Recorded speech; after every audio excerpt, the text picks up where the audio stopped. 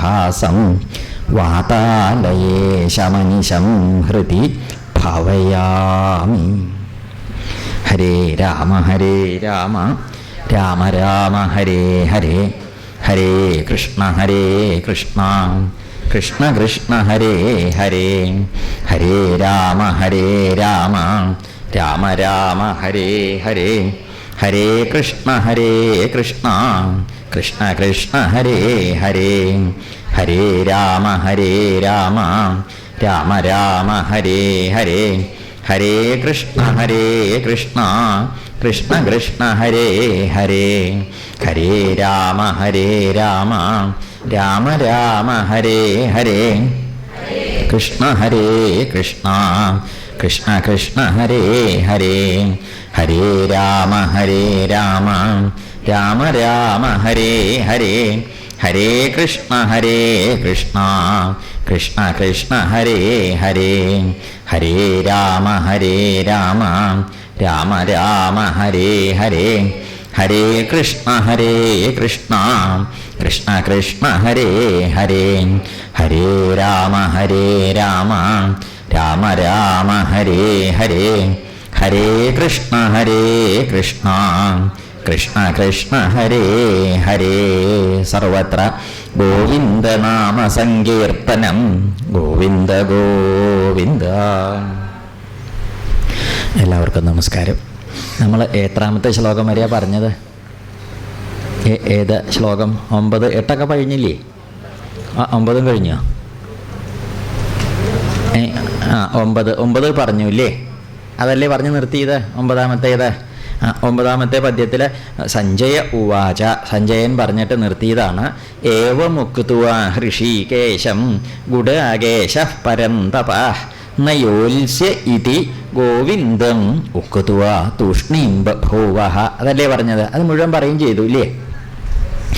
ഏവം ഉക്തുവ, ഇങ്ങനെയൊക്കെ പറഞ്ഞിട്ട് ഗുഡാകേശ, ആരോട്? ഹൃഷീകേശനോട് ഗുഡാകേശൻ ഇപ്രകാരത്തിലൊക്കെ പറഞ്ഞതിൻ്റെ ശേഷം എന്നിട്ട് നയോത്സ്യ ഇതി, യുദ്ധം ചെയ്യില്ല എന്ന് പറഞ്ഞിട്ട് തൂഷ്ണീം ബഭൂവഃ, ഭഗവാനോട് പറഞ്ഞു യുദ്ധം ചെയ്യില്ല ഞാൻ എന്നും പറഞ്ഞ് നിശബ്ദനായിട്ടിരുന്നു. തൂഷ്ണി എന്ന് പറഞ്ഞ നിശബ്ദതയാണ്, മിണ്ടാണ്ടിരിക്കണതിനാണ് തൂഷ്ണി എന്ന് പറയുക.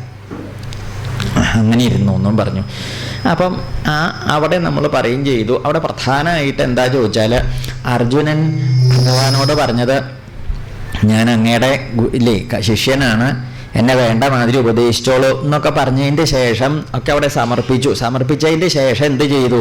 എന്നിട്ടാണ് പറഞ്ഞത് ഇന്ന് യോത്സ്യേ, യുദ്ധം ചെയ്യില്ല എന്നും പറഞ്ഞു. അങ്ങനെ ഉണ്ടായത്. അപ്പം അതവരെ പറഞ്ഞു നിർത്തിയത്.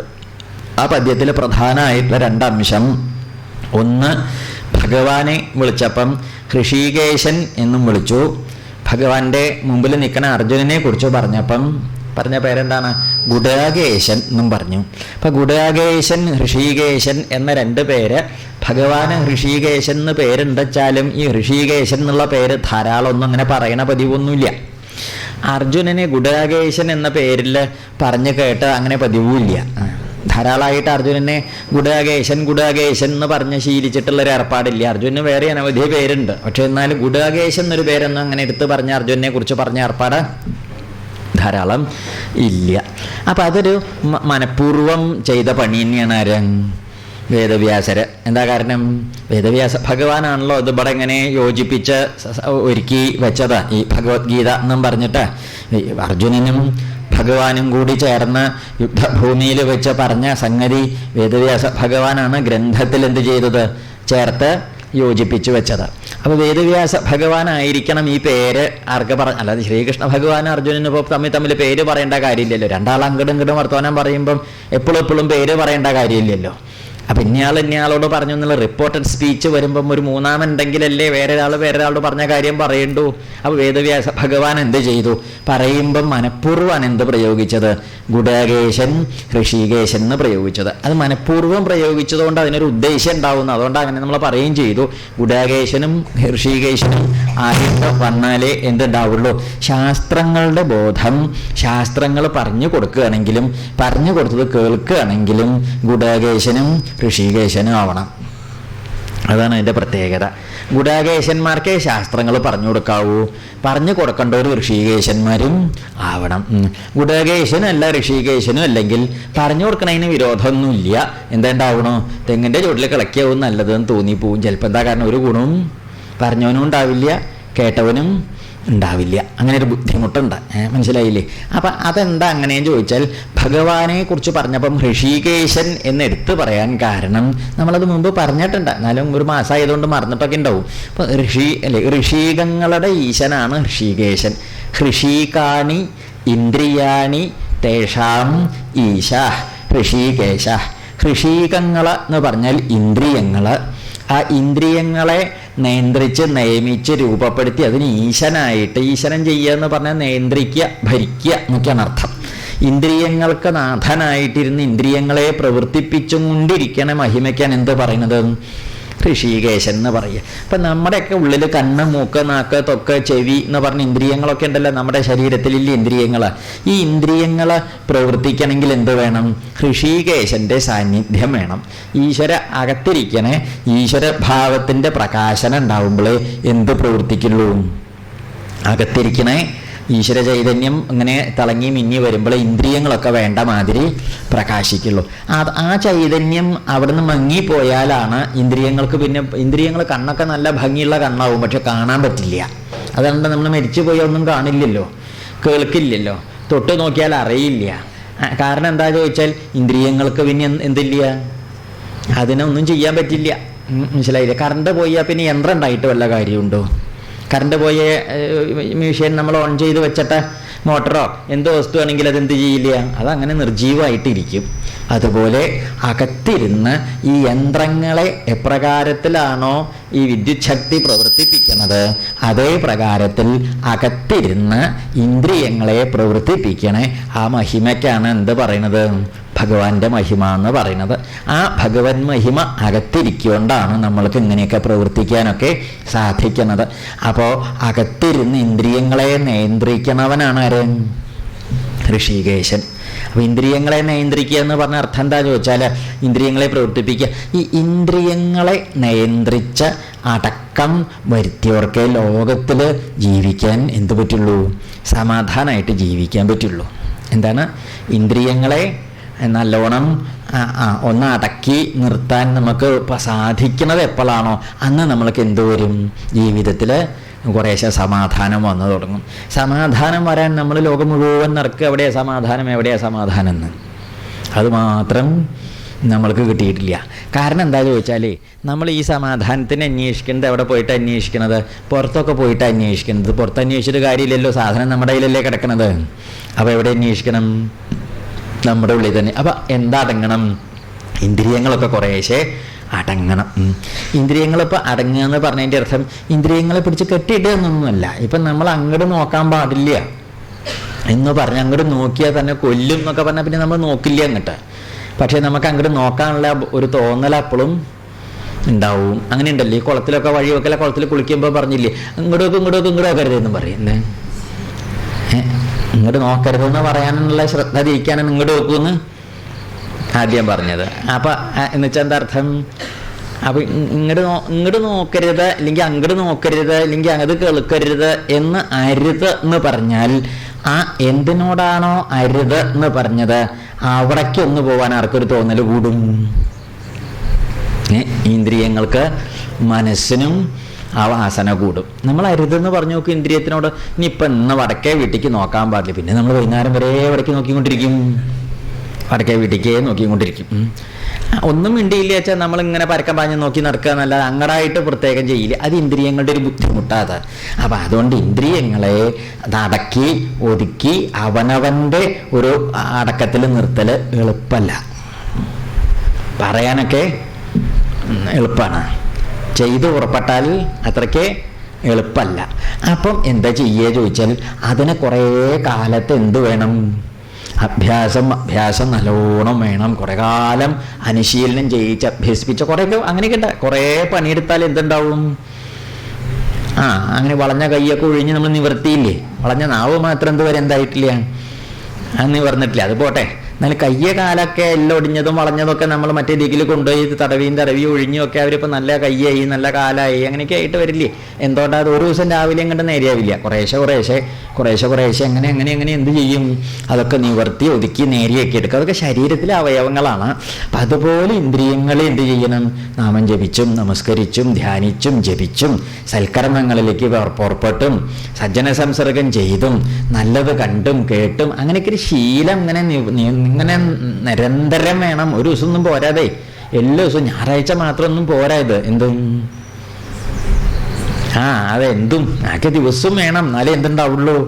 എല്ലാ ദിവസവും അഭ്യാസം ചെയ്യുക എന്ന് പറയില്ല. അഭ്യാസികൾ നമ്മുടെ നാട്ടിൽ അഭ്യാസം ചെയ്യുന്നവർ കണ്ടിട്ടില്ലേ? ഇങ്ങനെ പിന്നെ കയറിങ്ങനെ കെട്ടിയിട്ട് അതിൻ്റെ മുകളിൽ കൂടി ഇങ്ങനെ നടക്കണു. നമ്മൾ മുറ്റത്ത് നടന്നിട്ടാണ് ഇതൊക്കെ കണ്ടില്ലേ? ഒക്കെ ഉള്ളിലേക്ക് പോയി. ഇത് നല്ല നിരന്ന മുറ്റത്ത് അവർ കയറിൻ്റെ മുകളിൽ കൂടിയാണ് നടക്കണത്. അപ്പുറത്തും കെട്ടിയ കയറിൻ്റെ മുകളിൽ കൂടി എന്താ അല്ലേ? അപ്പം അതൊക്കെ എങ്ങനെയത്? നമ്മുടെ മാതിരി 2 കാലും ബുദ്ധിയും ഇവരൊക്കെ തന്നെയുള്ളൂ. നമ്മൾ പോയ മാതിരി കോളേജിലേക്ക് പോയിട്ടുമില്ല. ആരും ആ കയറേമ്മിൽ നടക്കണ ആളാ ശരിയല്ലേ? എന്നിട്ട് അയാൾ എത്ര കേമായിട്ടാണ് നടക്കുന്നത്. നമ്മൾ പറഞ്ഞു ഞാൻ അതൊന്നുമില്ല, ഞാൻ MA PhD പറഞ്ഞ കയറുമ്പോൾ കൂടി നടന്നതാ. അപ്പം എന്നിട്ട് ആസ്പത്രിയിലാണല്ലേ. അപ്പം അത് അദ്ദേഹം ഒരു ദിവസം രാവിലെ എണീറ്റ് അങ്ങോട്ട് കയറുമ കയറി നടന്നതല്ല. പിന്നെ എങ്ങനെയത്? അതങ്ങനെ കുറേശ്ശെ അങ്ങനെയുള്ള ദിക്കിൽ കൂടി നടന്ന് അദ്ദേഹം എങ്ങനെ ഒരു അഭ്യസിച്ച് പിന്നെ കുറച്ച് ഉയരത്ത് കയറ് കെട്ടി, പിന്നെ കുറച്ചും കൂടി കെട്ടി, പിന്നെ നല്ലോണം പിടുത്തം വിട്ട് നടക്കാനായപ്പോൾ ഉയർത്തി കെട്ടി. ശരിയല്ലേ? അപ്പൊ അനവധി കാലത്തെ ആ അനുശീലനം കൊണ്ടാണ് അദ്ദേഹത്തിന് എന്ത് സാധിക്കുന്നത്? അപ്പൊ അഭ്യാസം കൊണ്ട് മനസ്സിനെയും ഇന്ദ്രിയങ്ങളെയും കുറേശ്ശെ ആയിട്ട് എന്ത് ചെയ്യാം? രൂപപ്പെടുത്തിയെടുക്കാം. സാധാരണക്കാരെ സംബന്ധിച്ച് പറയാച്ചാൽ അങ്ങനെ പറ്റുള്ളൂ. പക്ഷെ ഇവിടെ ഭഗവാൻ എന്ന് പറഞ്ഞാൽ എങ്ങനെയാച്ചാൽ ഇന്ദ്രിയങ്ങളുടെ വഴി കൂടി സഞ്ചരിച്ച് വൈകാരികമായ വശത്ത് നിന്ന് ലോകത്തെ കണക്കാക്കുന്ന ആളല്ല ഭഗവാൻ. എന്താണ്? ഇപ്പം നമ്മളൊക്കെ ലോകത്തെ കണക്കാക്കുക എങ്ങനെയാണ്?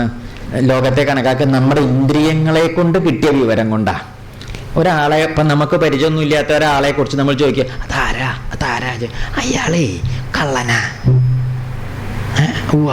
കണ്ടാ തോന്നില്ല കള്ളനാ. ആര്? മറ്റേ ആള് പറഞ്ഞു തന്നു. ഈ വന്നയാളെ കുറിച്ച് നമുക്ക് വലിയ വിവരമൊന്നും ഇല്ല. പക്ഷെ നമ്മൾ ഇനി ആ വന്ന ആള് നമ്മുടെ അടുത്തേക്ക് വന്ന് വർത്തമാനം പറഞ്ഞ് ചിരിച്ച് കൈയൊക്കെ പിടിച്ച് കുലുക്കുമ്പോൾ നമ്മൾ എന്താ ചെയ്യുക? ആ നോട്ടപേശക എന്താ കാരണം? നമ്മൾക്ക് കിട്ടിയ വിവരം എന്താണ്? നമ്മുടെ ഇന്ദ്രിയങ്ങൾ തന്ന വിവര. അതാര് തന്നതാണ്? മറ്റേ ആള് തന്ന വിവരത്തിനനുസരിച്ച് ഇദ്ദേഹത്തിനെ കള്ളനായിട്ട് തന്ന വിവരമാണ് നമ്മൾ എന്ത് ചെയ്യുന്നത്? ഇപ്പൊ അദ്ദേഹത്തിന്റെ നേരെ ചെലവാക്കണത്. ശരിയല്ലേ? അപ്പൊ ആ ഇന്ദ്രിയത്തിന്റെ വഴിയാണ് നമ്മളെ നിയന്ത്രിച്ചത്. ശരിയല്ലേ? ഇത് ഏത് കാര്യത്തിലും ഇതുപോലെ ഇന്ദ്രിയങ്ങൾ കേട്ടത്, പറഞ്ഞത്, കണ്ടത്, അല്ലെങ്കിൽ രുചിച്ചത്, ഏതെങ്കിലും വിധത്തിൽ നമ്മുടെ ഇന്ദ്രിയങ്ങൾക്ക് വശമായിട്ടാണ് നമ്മൾ ലോകത്തെ എന്ത് ചെയ്യണത്? അളക്കണത്.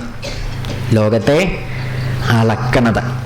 അങ്ങനെ അളക്കുമ്പം അതിന് നമ്മൾ എന്ത് പറയും? ഒരു വൈകാരികമായ അളവാണ്. ഭഗവാൻ ശ്രീകൃഷ്ണന്റെ ലോകത്തിനോടുള്ള ഭാവം ഈ ഭാവം അല്ല. മനസ്സിലായില്ലേ? അദ്ദേഹം നമ്മൾ കണ്ട മാതിരി കാണണവനോ നമ്മൾ കേട്ട മാതിരി കേൾക്കണവനോ നമ്മൾ കണക്കാക്കും പോലെ കണക്കാക്കണവനോ അല്ലായ കൊണ്ടാണ് ഭഗവാനെ കുറിച്ച് ഇവിടെ പറഞ്ഞത് എന്ത്? ഈ ഇന്ദ്രിയങ്ങളുടെ നാഥനായിട്ട് ഇന്ദ്രിയങ്ങൾക്ക് ഉപരി ഇന്ദ്രിയങ്ങളെ നിയന്ത്രിച്ചു കൊണ്ടിരിക്കണേ ഹൃഷീകേശൻ.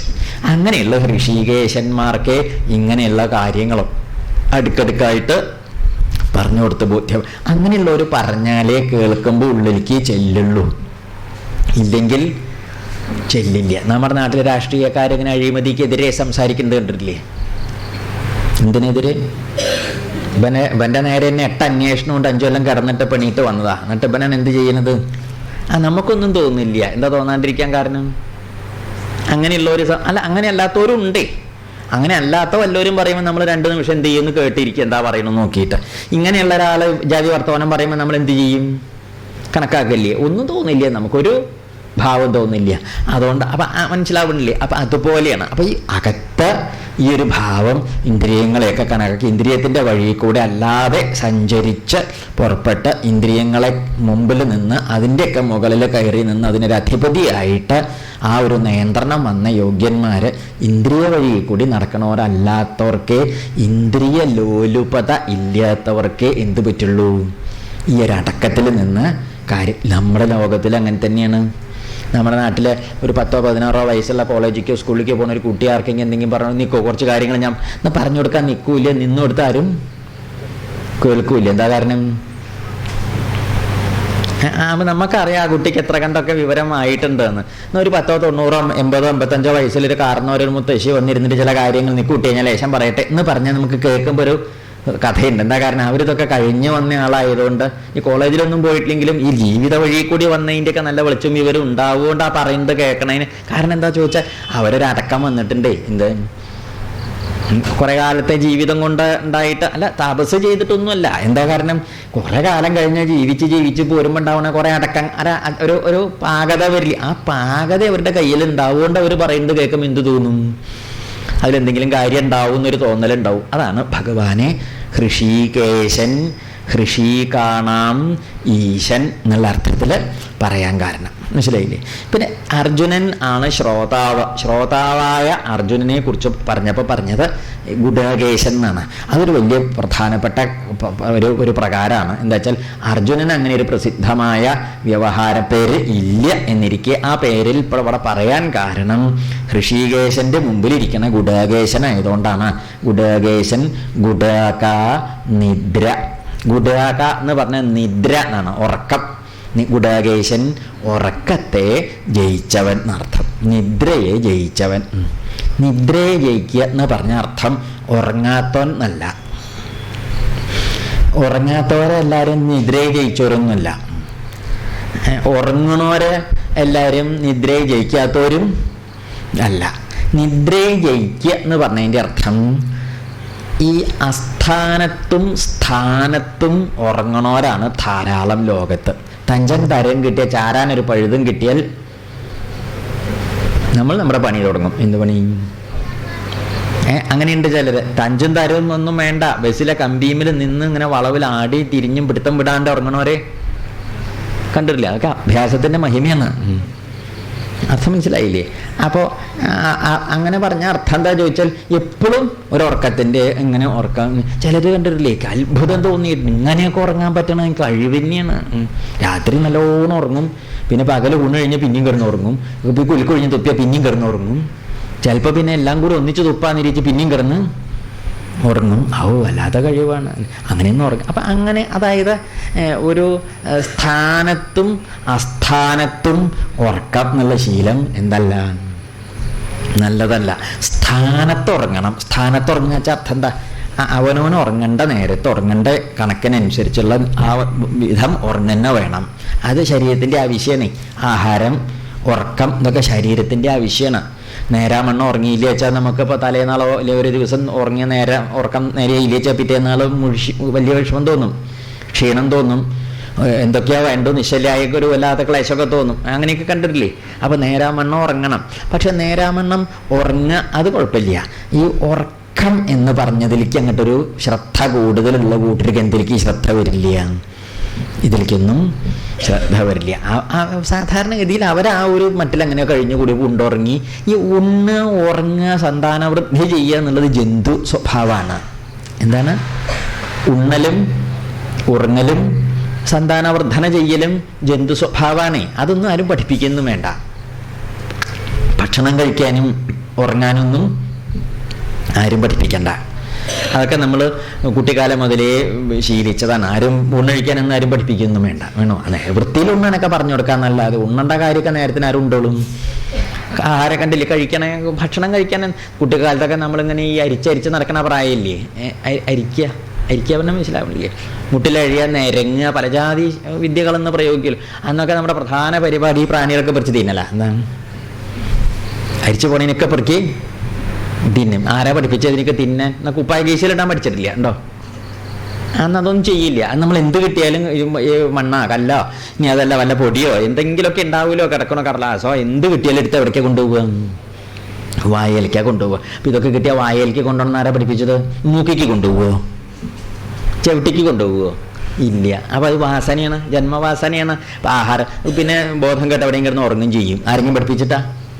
അപ്പോൾ ആഹാരം, നിദ്രയും ഇങ്ങനെയുള്ള വസ്തുക്കളോ ആ സമ്പ്രദായങ്ങളൊന്നും പഠിപ്പിക്കേണ്ട. ജന്മസിദ്ധമായിട്ട് ആ ജീവനുള്ളതാണ്, എല്ലാ ജീവജാലങ്ങൾക്കും ഉള്ളതാണ്.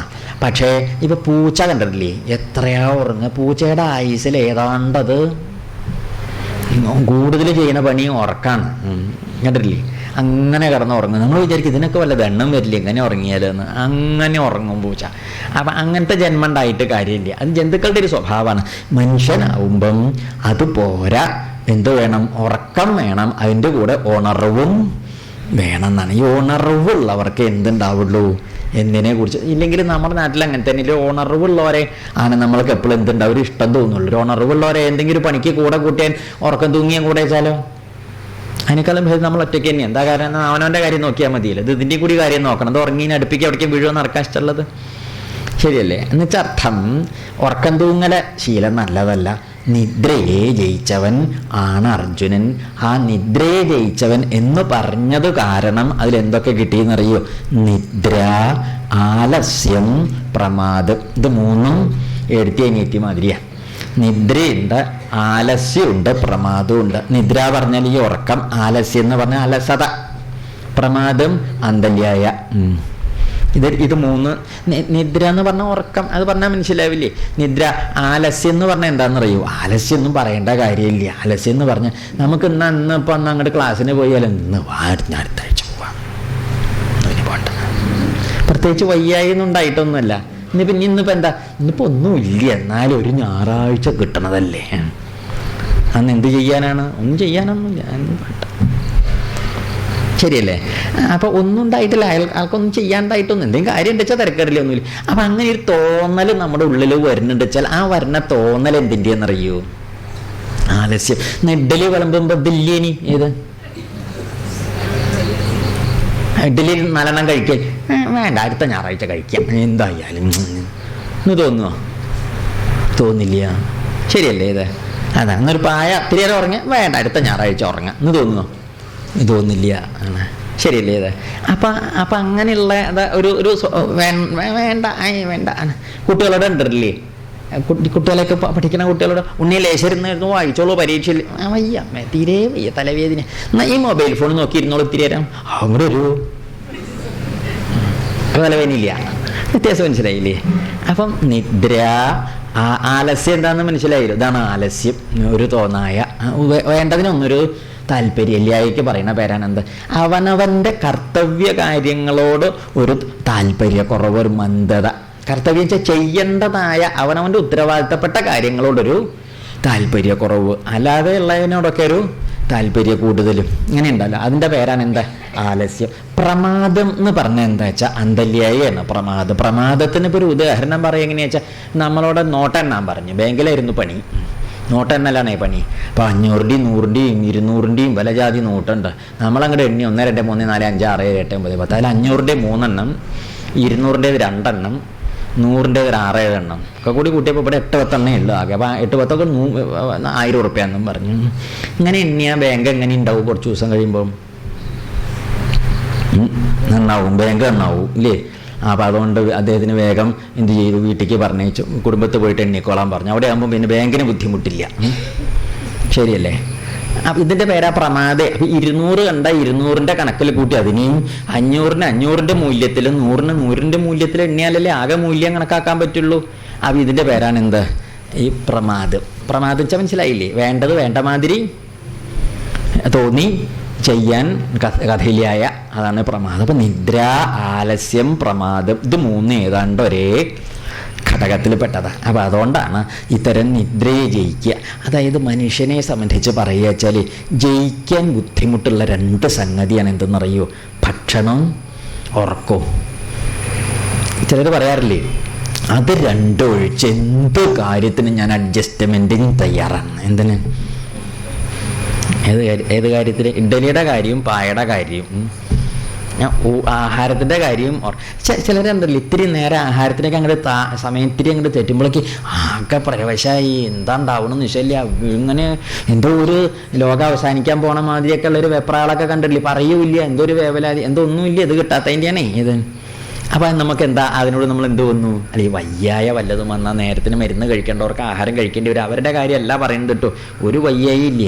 പക്ഷെ എന്നാലും ഇതിനോടൊരു ഒരു വേവലാതി ഇല്ലേ, അങ്ങനെയുള്ള വേവലാതികളെയൊക്കെ നമ്മൾ ജയിച്ചിരിക്കണം. എങ്ങനെ ജയിക്കുക? പട്ടാളക്കാരെ കണ്ടോ? പട്ടാളക്കാരെ പട്ടാളത്തിൽ ചിട്ട മാതിരി ചിട്ട എവിടെയും ഉണ്ടോ? പട്ടാള ചിട്ട എന്നാണ് നമ്മൾ പറയുന്നത്. ഭർത്താവ് അടുക്കളയിലും പുറത്തും മുറ്റത്തൊക്കെ എന്തൊരു പട്ടാള ചിട്ടയാണ്. സ്വൈരല്ലേ അമ്മയ്ക്ക്? എന്താ കാരണം? പട്ടാള ചിട്ടയാണ്. പട്ടാളത്തിൽ ചിട്ട കുറഞ്ഞിട്ടാണ് അവിടുന്ന് പുറത്താക്കിയത്. ഇപ്പോൾ ചിട്ട അടുക്കളയിലാണ്. അമ്മയുടെ ഒരു ദുരിതം അല്ലേ? ശരിയല്ലേ ഇത്? അങ്ങനത്തെയൊക്കെ പട്ടാളത്തിൽ. പക്ഷേ പട്ടാളക്കാർ ഈ ചിട്ട പഠിപ്പിക്കുമ്പോൾ തന്നെ അവർ വേറെ പലതും പഠിപ്പിക്കും. എന്ത്? ആഹാരം ഇല്ലാതിരിക്കാനും, ആഹാരം നിന്ന് കഴിക്കാനും, പറന്നും കൊണ്ട് കഴിക്കാനും, മരത്തുമ്മയ്ക്ക് കയറിയും കൊണ്ട് കണ്ടിട്ടില്ലേ? ഈ കഷ്ടപ്പാടൊക്കെയുള്ള ദിക്കിലേക്ക് പട്ടാളക്കാരൊക്കെ ചെയ്യുന്ന ഓരോ പ്രവൃത്തി കണ്ടിട്ടില്ലേ? അവരൊക്കെ അഭ്യാസം, പ്രത്യേക പരിശീലനമാണ് അതൊക്കെ. നമ്മളൊക്കെ ആണെച്ചാൽ ഒന്നും പറ്റില്ല. എന്താ കാരണം? നമ്മൾ പറ്റില്ല വെച്ചാൽ മോശക്കാരായതുകൊണ്ടല്ലേ, നമ്മൾ ആ രീതിയിൽ പരിശീലിച്ച് വന്നവരല്ലാത്തതുകൊണ്ടാണ്. അപ്പം അങ്ങനെ ഒരു ശീലം നമ്മൾ ഉണ്ടാക്കണം. എന്തിന്? ആഹാരം കുറച്ചു നേരം കഴിച്ചില്ലെങ്കിലും നമ്മൾ മരിച്ചു പോവില്ല എന്ന് നമ്മളെ ബോധ്യപ്പെടുത്തേണ്ടതുണ്ട്. എന്താ കാരണം എന്ന് വെച്ചിട്ടുണ്ടെങ്കിൽ ചിലപ്പോൾ നമുക്ക് അങ്ങനെയൊക്കെ വരേ, അങ്ങനെ വരാറില്ലേ? ചിലപ്പോൾ ഇത്തിരി താമസം ഈ കുഴപ്പമൊന്നുമില്ല, അങ്ങനെയൊക്കെ പതിവുണ്ട്, ശീലമൊക്കെ ഉണ്ട്, ലേശം തെറ്റിയാലും ഇല്ല അങ്ങനെ ഒരു ശീലം. അപ്പം അങ്ങനെയുള്ളവർക്ക് ഏത് ഘട്ടത്തിൽ കൂടിയും വേവലാതി ഇല്ലാതെ കടന്നു പോകാൻ. അതുകൊണ്ടാണ് ഈ പഴയ ആളുകളൊക്കെ ഏത് ഘട്ടത്തിൽ കൂടിയും കടന്നു പോകാൻ കാരണം വെച്ചാൽ അവർ ഉണ്ടിട്ടും കിടന്നിട്ടുണ്ട്, ഉണ്ണാണ്ടിയും നടന്നിട്ടുണ്ട്. അങ്ങനെയൊക്കെയുള്ള പല ഘട്ടങ്ങൾ കടന്നു പോകുന്നതുകൊണ്ട് അവർക്ക് ജീവിതത്തിൽ എന്തില്ല, ഒരു ഘട്ടത്തിലും ധാരാളം ഉണ്ടാവുമ്പോഴും ഇല്ല, ഇനി കുറച്ച് കുറഞ്ഞാലും പരിഭ്രമമില്ല. എന്താ കാരണം? ഇതൊക്കെ കുറെ കണ്ടതല്ലേ. ഏത് ഈ വഴിയൊക്കെ നമ്മൾ അതിലേറെ പുതുമയൊന്നും ഇപ്പം ഇല്ലല്ലോ എന്ന് തോന്നിയൊരു ഉറപ്പ് വന്ന് പിന്നീട് മുമ്പിലേക്ക് പോകാനുള്ള ശക്തി എടുക്കാനുള്ള പ്രാപ്തി ആർക്കുണ്ടാവും? അവർക്ക് അല്ലാത്തവർ തളർന്നു പോവും അവിടെ ഇരുന്ന്. അപ്പം ആ ഒരു തരത്തിൽ ആഹാരത്തെയും നിദ്ര ഉറക്കത്തിനെയും ജയിക്കാൻ സാധിക്കണം. ഉറക്കത്തെ ജയിക്കുക എന്ന് പറഞ്ഞതിൻ്റെ അർത്ഥം എന്താ ചോദിച്ചാൽ ആവശ്യത്തിന് ഉറങ്ങാനും അതുപോലെ ഉണരാനും പറ്റണം പലപ്പോഴും. എന്താ അങ്ങനെ പറഞ്ഞു ചോദിച്ചാൽ, പലപ്പോഴും നമ്മുടെ ഇടയിലൊക്കെ ആൾക്കാർ പലരും ഉറങ്ങാൻ പോണത് തന്നെ, രാത്രി ഉറങ്ങാൻ പോണത് തന്നെ എങ്ങനെയാണെന്നറിയോ? മരിക്കാൻ പോണ മാതിരിയാണ്. അങ്ങോട്ട് മരിക്കുക ചെയ്യുക. കഴിഞ്ഞു, എന്ത് എല്ലാ ഉത്തരവാദിത്വം തീർന്നു അങ്ങോട്ട് മരിക്കുക ചെയ്യും. അങ്ങനെ മരിക്കാൻ പോണ മാതിരി ഉറങ്ങാൻ പോകരുത്. ഉറങ്ങുമ്പോഴും എന്ത് വേണം? ഉണരാനാണ് ഞാൻ ഉറങ്ങണത് എന്നൊരു ബോധം ഉറങ്ങുമ്പോഴും. അങ്ങനെ ഇപ്പം ഞാൻ ഇത്ര മണിക്ക് ഉണരും എന്ന് നമ്മുടെ മനസ്സിൽ ഉറപ്പിച്ചിട്ട് ഉറങ്ങി നോക്കൂ. രാവിലെ ആ നേരം വരുമ്പോൾ എന്ത് ചെയ്യും? ഈ അലാറൊന്നും വേണ്ട. അതൊക്കെ ഇപ്പോൾ പുതിയ സാധനം ഉണ്ടായതാ. ഈ പുതിയ വസ്തുക്കൾ, ബാഹ്യമായ വസ്തുക്കൾ സഹായത്തിനുണ്ടാവുമ്പോൾ ആന്തരികമായ കഴിവൊക്കെ കുറേ. പണ്ടൊക്കെ ശ്ലോകങ്ങളൊക്കെ ആൾക്കാർ കാണാണ്ട് പഠിച്ചു വെക്കുക ചെയ്യും. ഇപ്പം മൊബൈൽ ഫോൺ ഉള്ളതുകൊണ്ട് എന്താ വിഷയമില്ല. മൊബൈൽ ഫോൺ വെള്ളത്തിൽ വീഴും ചെയ്തു, പഠിച്ചത് കയ്യിലും ഇല്ല. ഒക്കെ കൂടെ എന്തായി? നല്ല ഗെയിമായി. ശരിയല്ലേ ഇത്? അതാണ് തല ഇനി എത്ര വെള്ളത്തിൽ മുക്കിയാലും ശ്ലോകമൊന്നും വെള്ളത്തിൽ കുരുക്കി പോയിട്ടില്ല. പക്ഷെ മൊബൈൽ ഫോൺ ഒരു നേരം വെള്ളത്തിൽ വീണപ്പോഴേക്ക് ശ്ലോകമൊക്കെ വെള്ളത്തിൽ പോയി. അപ്പം നമുക്ക് സൗകര്യത്തിന്, സഹായത്തിന് ഒരു യാന്ത്രിക സഹായം അല്ലെങ്കിൽ ഒരു പരസഹായം ഉണ്ടെന്ന് കണ്ടാൽ അവനവൻ്റെ കഴിവ് നമ്മൾ പുറത്തേക്ക് എടുക്കില്ല. പണ്ട് ഗുരുനാഥണ്ടായിരുന്നു, പ്രായമുണ്ട്, ശരീരത്തിന് അവശതയൊക്കെ ഉണ്ട്. അപ്പം ഞങ്ങൾ കുട്ടികളായിട്ട് അടുത്തേക്ക് ചെന്ന ചെറിയ കുട്ടികളാണ്, അടുത്തേക്ക് ചെല്ലുമ്പോൾ കൈ പിടിക്കാൻ എണീക്കാൻ നിങ്ങളുടെ പൊങ്ങില്ല, കൈ വേണ്ട കുട്ടികളെ പിടിക്കണ്ട, എന്താ ചേട്ടോ ഇന്നിപ്പം നിങ്ങൾ പിടിക്കും, നാളെയോ ഇന്നിപ്പോൾ പിടിക്കാൻ ശരിയാ, സന്തോഷമാണ്, നാളെ ആരും ഉണ്ടാവില്ല. അപ്പം നാളെ എനിക്ക് ഒറ്റയ്ക്ക് പൊങ്ങേണ്ടതുകൊണ്ട് ഇന്ന് ഞാൻ ഒറ്റയ്ക്ക് പൊങ്ങിയേ പറ്റൂ എന്ന് പറഞ്ഞ് ആ ഒരു ഉപദേശ. എന്താ കാരണം?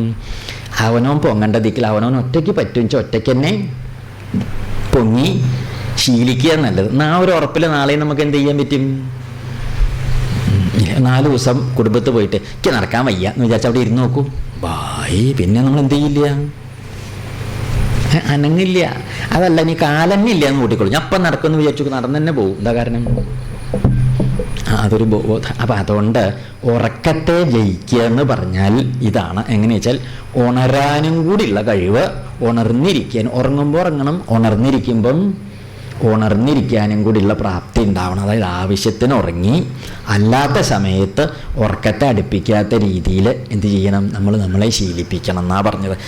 പലരും പറയും ഉറക്കല്യായ എന്ന് പറയും. ഈ ഉറക്കല്യായ എന്ന് പറഞ്ഞിട്ട് ചിലർക്ക് ഒരു ഉറക്കല്യായ്ക്ക് കാരണം എന്താണെന്നറിയൂ? പകൽ മുഴുവനും ഉറങ്ങിയ രാത്രി പിന്നെ എന്ത് ചെയ്യും? അതാണ് ഈ വയ്യായുള്ളവരുടെ കാര്യമൊന്നും അല്ല കേട്ടോ പറഞ്ഞു. നമ്മൾ ഈ വയ്യായക്കാരുടെ കാര്യമല്ല ഭഗവത്ഗീതയിൽ പറയണത്. വയ്യായൊന്നും ഇല്ലാണ്ട് നടക്കുന്നവരുടെ കാര്യം, വയ്യായക്കാരുടെ കാര്യം ഡോക്ടർമാർ പറയും. അവർ പറഞ്ഞതിനനുസരിച്ച് കഴിക്കുക ഇരിക്കുക അങ്ങനെയൊക്കെ പറ്റുള്ളൂ. അല്ലാതെ അതിപ്പോൾ ഭഗവത്ഗീതയിൽ പറയേണ്ട കാര്യമില്ലല്ലോ, ഉണ്ടോ? ഇല്ല. ഈ സാമാന്യമായിട്ട് വയ്യായൊന്നും ഇല്ലാത്ത സാധാരണ മനുഷ്യൻ്റെ യുക്താഹാര വിഹാരസ്യ യുക്ത ചേഷ്ടസ്യ കർമ്മസു യുക്ത സ്വപ്നാവബോധസ്യ എന്ന് പറഞ്ഞ എല്ലാം ആവശ്യത്തിനൊക്കെ വേണ്ട മാതിരി ചെയ്യേണ്ട ആളില്ല, അങ്ങനത്തെ ആളുകളുടെ കാര്യമാണ്. അപ്പം ഉറങ്ങാനും ഉണരാനും പ്രാപ്തി ഉണ്ടാവണം. അർജുനൻ നല്ല യോഗ്യനാണ്. ഒരു ദിക്കിലും